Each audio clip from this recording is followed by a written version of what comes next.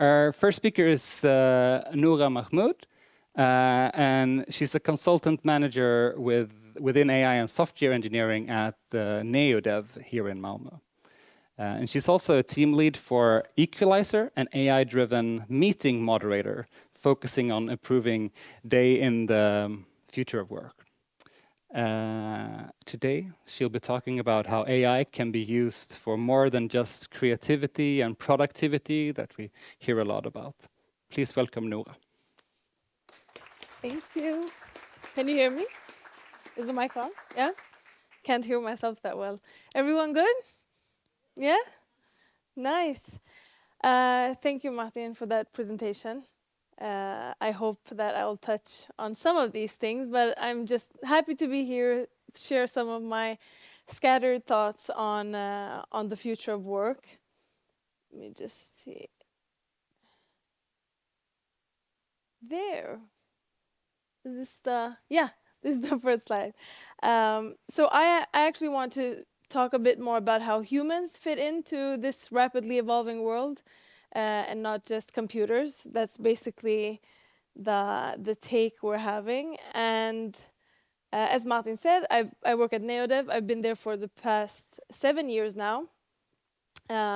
So sure, building our AI business area, but I've also worked a lot with building our sustainability focus.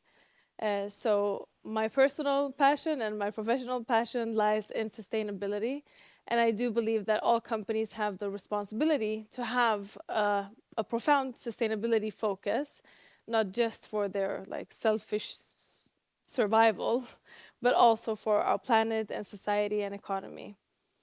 So I guess that's where we're diving into, the intersection between AI and sustainability. So I don't think anyone has missed the efficiency focus we have in the world today. These are just some recent articles I found. We find ourselves in a very weird moment in history, a pivotal moment where the future is going to be shaped by unprecedented technological advancements. But in this transformation, we have transformed the way we work and live and interact and connect and innovate. And the potential for increased efficiency and productivity is undeniable. ChatGPT has definitely made my life easier. Anyone else's? Yeah, and more efficient. So I'm not complaining about that, but I just think that we shouldn't lose sight of the human experience or the human element that lies at the heart of our workplaces. So we are not yet replaced by computers. We are not yet obsolete at our workplaces. So how do we make sure that the future of work means healthy working environments with more inclusion and less discrimination? AI is history-based. So what do I mean when I say that? Well, simply put, our reliance on data means that we're drawing from the past. Data is inherently historical.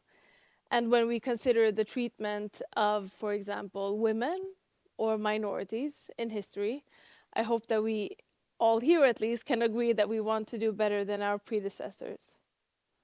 So how can AI be harnessed to ensure that the workplace of future is free from, for example, discrimination? Because who comprises the norm today among AI developers, decision makers, CEOs, product owners? It's male dominated. The field is male dominated, typically white male dominated. And how innovative and diverse products can they actually create? It does create limitations to ideas that benefit all. And it also creates working environments where clearly sustainability was not the focus. So now I want to give you a personal example of a personal project, Equalizer, that Martin was telling you about, that kind of encapsulates my vision for the future. And this project illustrates the potential of more inclusive workplaces and more equitable workplaces in a very, very simple way. But it also comes with a few lessons learned. So I'm starting off with a question. How many here have or maybe even do regularly experience microaggressions in the workplace? I'm talking interruptions, over-talking, minimizing, just hands up. Yeah, this is a very female-dominant audience as well, so I'm not that surprised. This was our problem statement when we wanted to create Equalizer, because research shows that 28 to 40% of women regularly face microaggressions in the workplace. And in Sweden, they only hold 10% of CEO positions, if you look at public companies. So we thought, okay, there might be some significant connection between actually having your voice heard and getting your ideas through, and then also further advancing. So as I said, Equalizer is an AI-driven meeting moderator, and you can use it in both a digital and physical meeting. And during a meeting, each user is presented by an avatar in a pretty playful way. So that visualizes the actual participation time for each participant in relation to the total meeting time. Does that make sense? So what happens is when you register, this is how it works. When you register, you register yourself as a user, you register a 15-second audio clip, and that clip is kind of transformed into a fingerprint, let's say. It's just like biometrics. So this fingerprint is then what the machine learning model uses to identify who the fingerprint belongs to. And that it does that every 2 seconds, so that's why you get the real-time visualization. So it keeps ticking. And what happens then? Well, if one participant dominates the conversation, Cecilia here is taking over pretty much. It gives her an opportunity to back off a bit. It gives the human meeting moderator, the person who called the meeting, that I'm assuming wants to have the opinions of his or her or their dynamic team heard. They can also make sure that you bring other people into the conversation. So our aim is basically that, just to promote inclusivity, to generate diverse ideas, to ultimately keep driving innovation and organizational growth. And I'm, of course, super biased, and I think it's a great tool. We're just in beta phase right now, so this is nothing that you can use already. But I did say I come with some lessons learned, right? Because we had like this, we thought we were so good having this sustainability mindset overall, because we had a super diverse team, both equal and diverse. And we had thought about this product that is going to be societally sustainable and good for working environments. And we made sure that we think about the user's privacy and integrity, and we forgot about our data. So we kind of messed up here, because in the very early prototype stages, we tested out Equalizer, and we noticed that it kept bundling up the women together. So it couldn't differ between me and Cecilia, for example. We would be the same person, or she would get my time, I would get her time.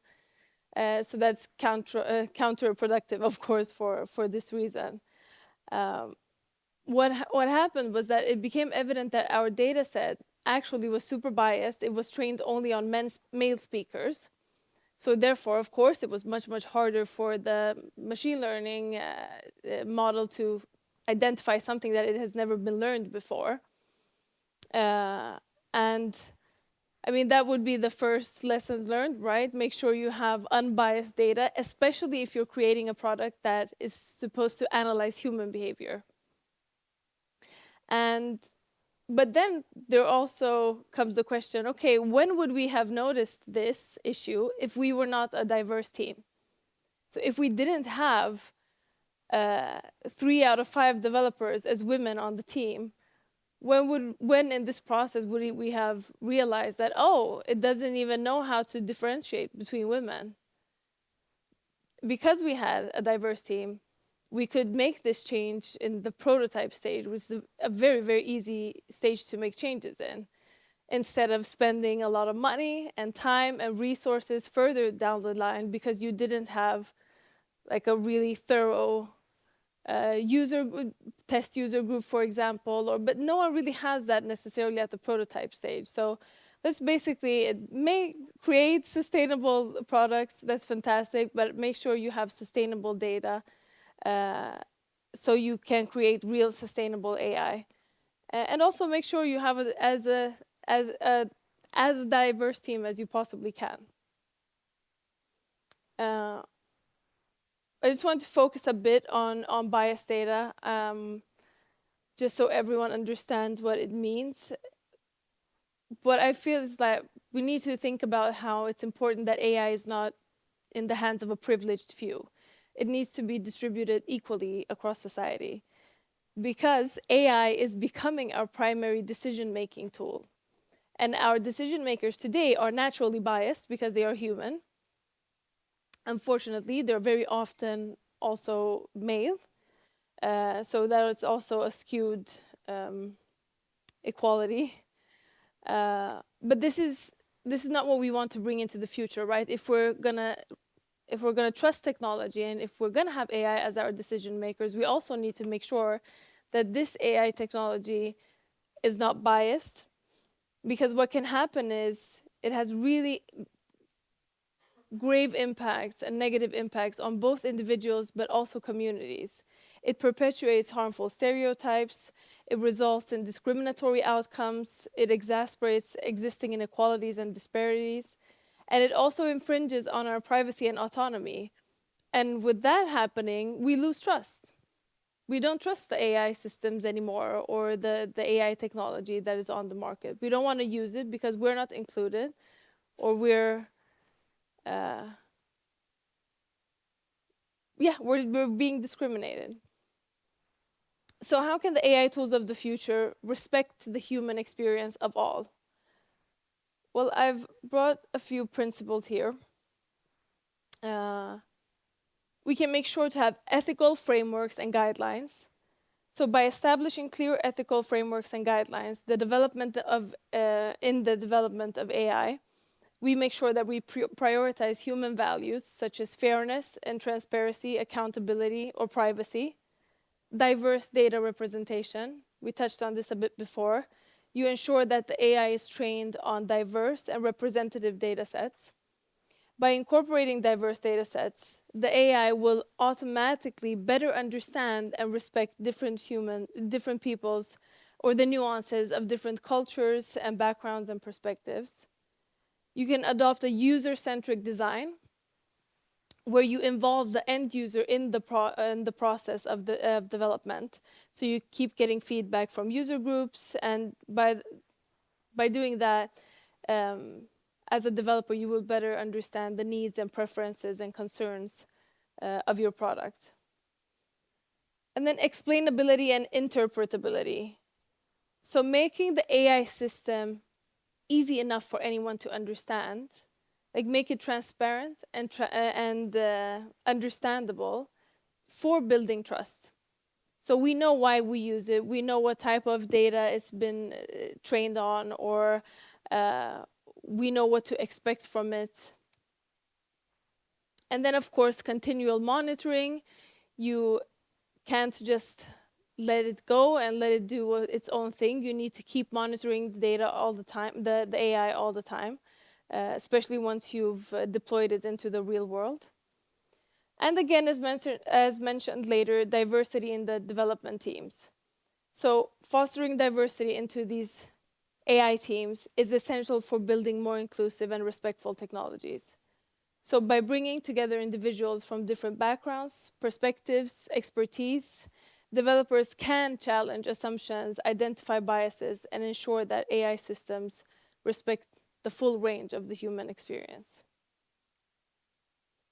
In conclusion, the future of work may bring many things forward, making us much more efficient and productive for sure. But we can also make the future of work more happy, more healthy, more equitable, more fair, and more transparent, which also in the end makes us more money.